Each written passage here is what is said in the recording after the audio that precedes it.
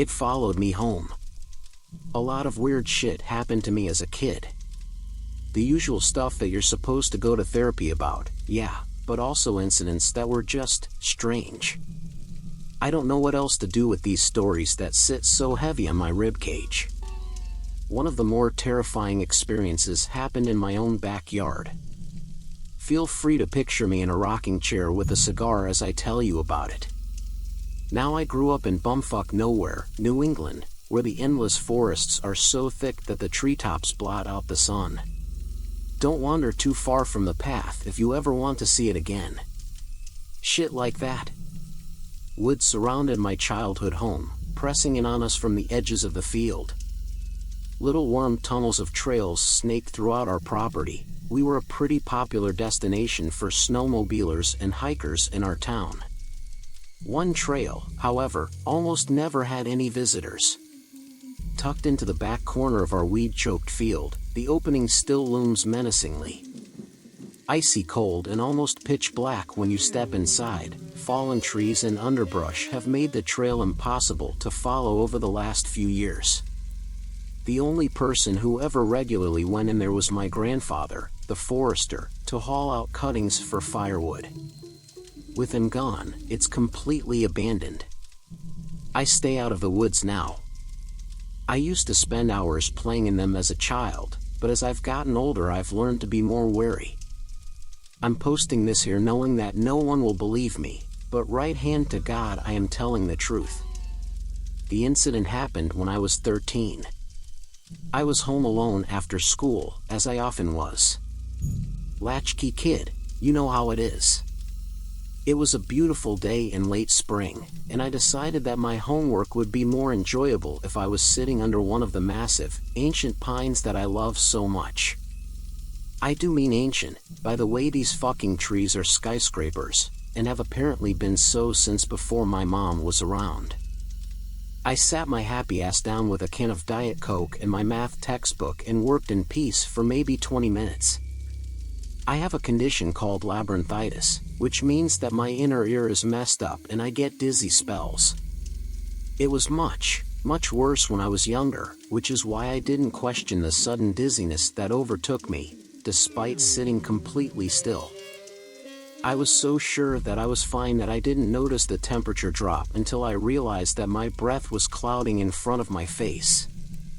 The birds had stopped singing.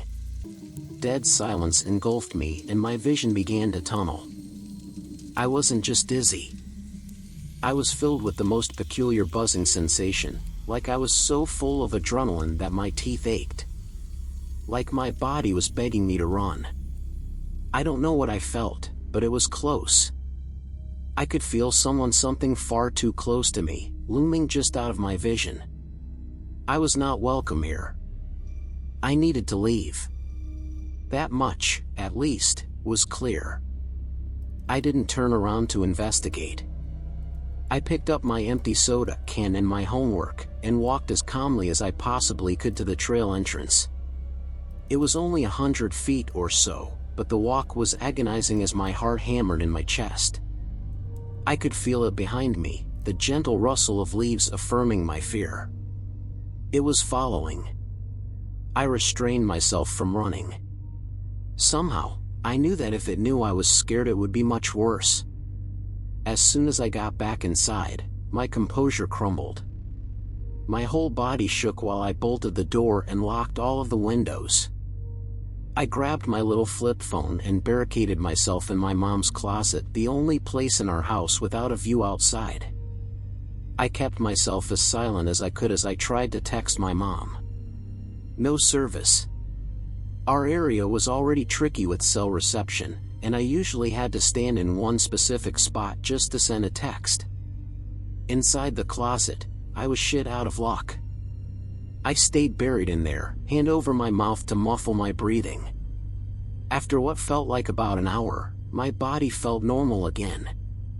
The warmth came back and so did the birdsong, but still I didn't leave until I heard my mom pull into the driveway. The familiar crunch of tires on the gravel driveway was the most comforting sound in the world to me just then.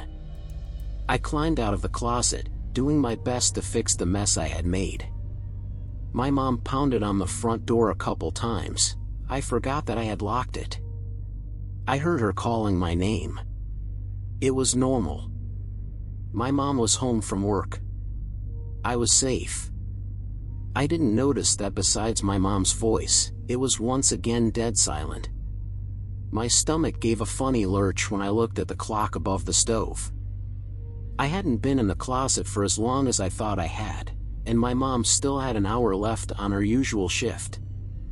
I moved to the front door as if on autopilot, my fingers trembling a little as I opened the door into the entry hall.